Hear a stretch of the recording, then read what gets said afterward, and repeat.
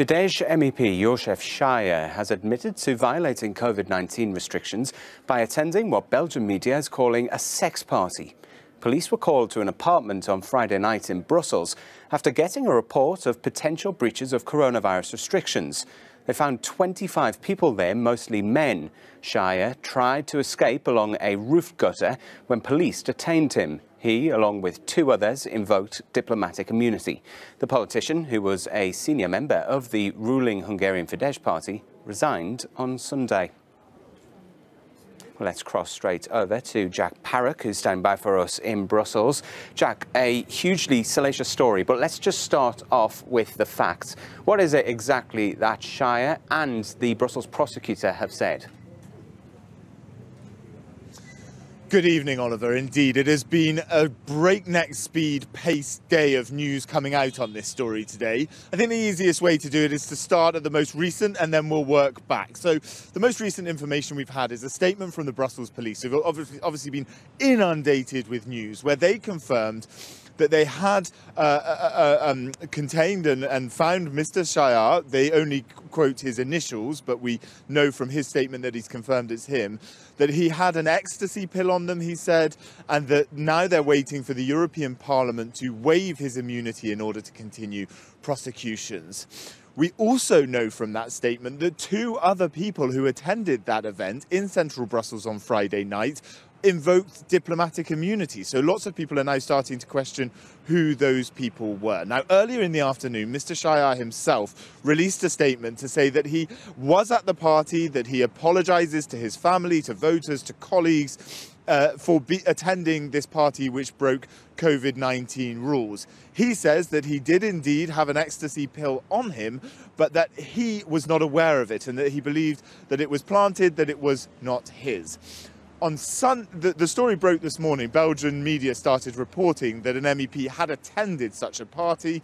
On Sunday, Mr. Szajer had quit his position after 30 years sitting as a politician, and quit his position in the European Parliament.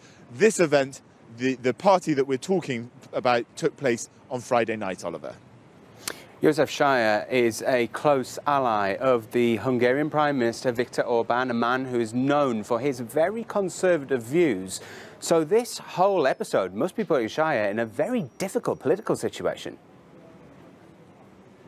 It's putting the whole of the Hungarian political institution, the ruling party, the Fidesz party, in a difficult position, Oliver. He was a founding member of it.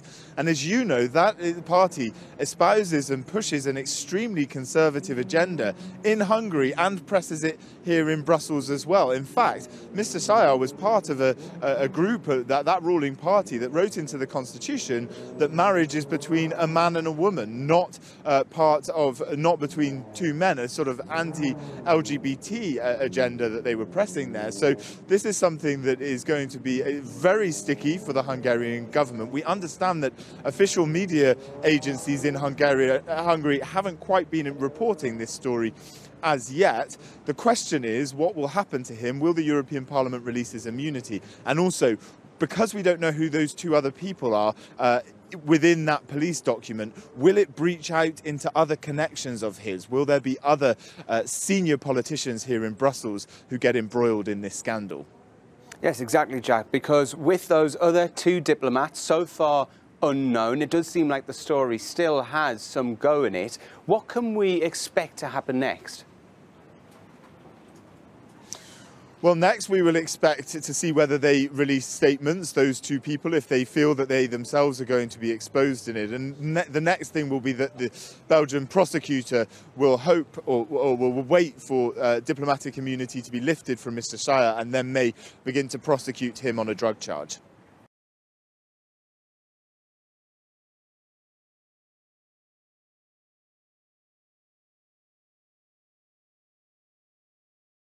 For several weeks now, there have been concerns from human rights organisations about Hungary because the country's Prime Minister, Viktor Orban, currently rules by decree, which means he does not have to consult other lawmakers before making policy decisions.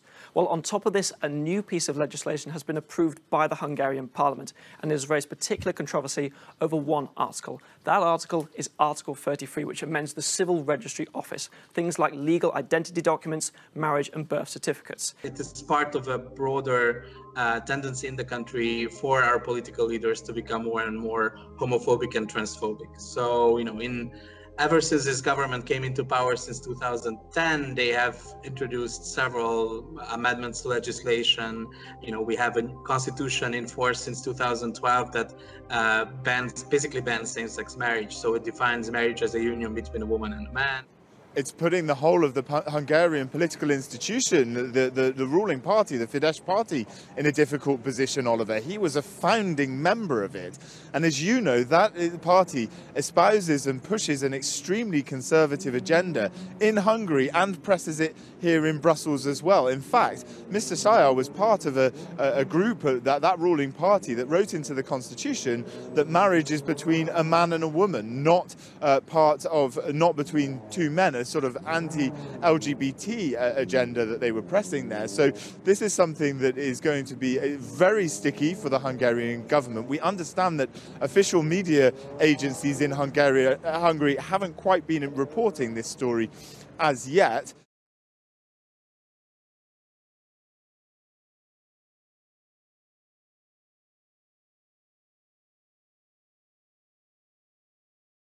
Hungary will continue to block further integration of Ukraine into the European Union. This is due to a newly passed education reform bill, which establishes Ukrainian as the language of instruction in most schools. Now, that's according to the ambassador of Hungary to Ukraine. The Hungarian government had initially decided to block any actions of the European Union aimed at bringing Ukraine closer to the EU. The ambassador said that his country had not changed its position after talks between representatives of Hungary and Ukraine, which took place on October the 19th. Budapest officially stated it is not going to recall the diplomat from Zakarpattia region after the scandal broke out between the two countries. As is known, the Hungarian side started a procedure of handing Hungarian passports to Ukrainian citizens of Zakarpattia, in spite of Ukraine's official position, which condemns such actions that breach the Ukrainian law. The incident took place recently as the video appeared on the web, showing people getting Hungarian passports at a consulate in Berehove. Én Vas György, esküszöm, Magyarországot, hazámnak tekintem, Magyarországnak, hű állampolgára leszek.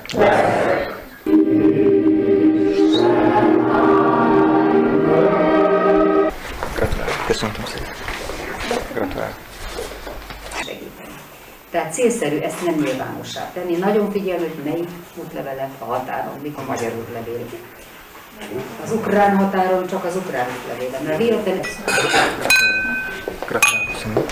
The Washington Post tonight reporting on conversations the president had with Vladimir Putin and Hungarian Prime Minister Viktor Orban. The Post headline, Putin and Hungary's Orban helped sour Trump on Ukraine. According to the report, which cites current and former U.S. officials, the conversations reinforce President Trump's perception of corruption in Ukraine. The Post reports that neither Orban nor Putin specifically encouraged the president to see Ukraine as a source of dirt on Joe Biden, nor did they describe Kiev as complicit in that conspiracy theory that he latched onto about the 2016 election. However, the Post reports that their disparaging descriptions did reinforce the president's perceptions of Ukraine to the dismay of some of his advisors. Quoting now from the Washington Post, quote, over time, you just see a wearing down of defenses, a former White House official said, describing the struggle to contest the influence of Giuliani, Putin, and Orban.